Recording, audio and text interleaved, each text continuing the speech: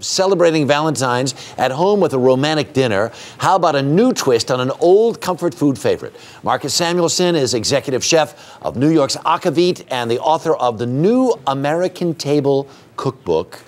And Marcus, we're happy to see you again. Thank you for having me. You're all psyched up. First, I'm going to focus on the book for just a moment or two, because the idea behind it, as somebody who came to this country with this, thinking about the promise, this is a lot of promises fulfilled here, right? You know, I was an immigrant coming to this country, and I always wanted a movie based on diversity and all the different food stories. And I've been here for about 14 years, and America has answered them. And in that book is the sort of the everyday hero and their food stories, mothers, guys cooking, and preserving your own food story. You know what I mean? So that's part of the story. This is part of the story too, which is chicken done how? It's a fried chicken, and all over the world they serve fried chicken. But you know, I think the American version is really the best known one, right? But this is a little different, though. Different. So you're cooking it ahead. So I have here garlic and chilies, and I'm adding in a little bit of coconut milk, right? Yeah. And then we can add in, I cook these chicken pieces. Right. So I'm gonna add those in. Can you hand me I got curry and I got lime juice there. Wow. So I'm cooking the chicken ahead. Yeah.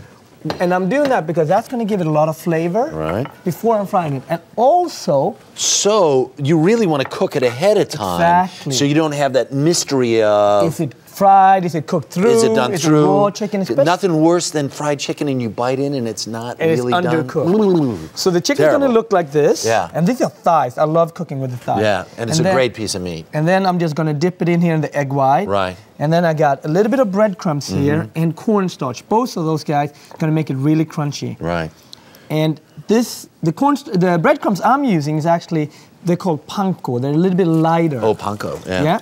And now, typically, how long do you cook it first in the coconut milk? 6 or 7 minutes. 6 or 7 minutes? You want to cook it through so it's almost cooked all the way through. And do you use a thermometer to find out how hot your oil is, or? You can do that. I mean, 340, 350, that's what you want it to be like. But look at this now. The minute the chicken looks brown and crunchy, it's ready. It's done. Normally, you always like, do I have to bake it in the oven? Look at this. Yeah, we're getting it done here. We're getting it done. Yeah. And with me, I brought a little bit of fries, and I also brought some great collard greens. Well, and you took the skin off of this, right? Yes, I did. So we're taking the fat content way, way down on these bad boys. This is not a healthy, but it's a healthier version of fried chicken. If you're going to do it, look at that. Look at that. That's crispy, it's crunchy, it's done. And you've had a lot of fried chicken, but you never made it, right? Well, not really. Not really. So this is it. A little intimidated by it. At Harry's house, we welcome you over for fried chicken, and you're going to be a popular dad. There you go.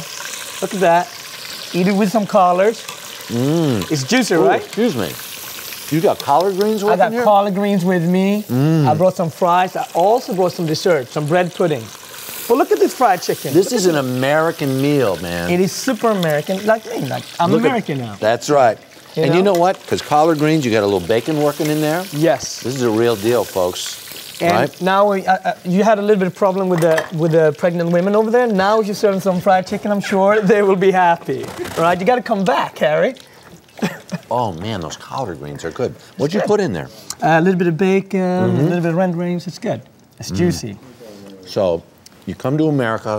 How many years ago? About 14 years ago. In your wildest imagination, did you think, you know, one day I'm going to cook for the President of the United States it was the proudest in a White House dinner? Cooking the state dinner for the Obamas was the proudest moment of my cooking career, and I was so happy to do it at the first state dinner, and it was a lot of fun. Yeah.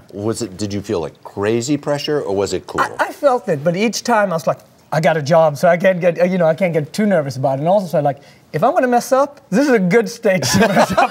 I feel like a lot of people's gonna find out about it. In the past, the First Lady would sort of coordinate with the chef. She did. She was all in on the menu. We definitely, every day, we changed the menu. And we picked it from, a lot of food was inspired by the garden, by her garden. So we emphasized on fresh, local, American food. Wow.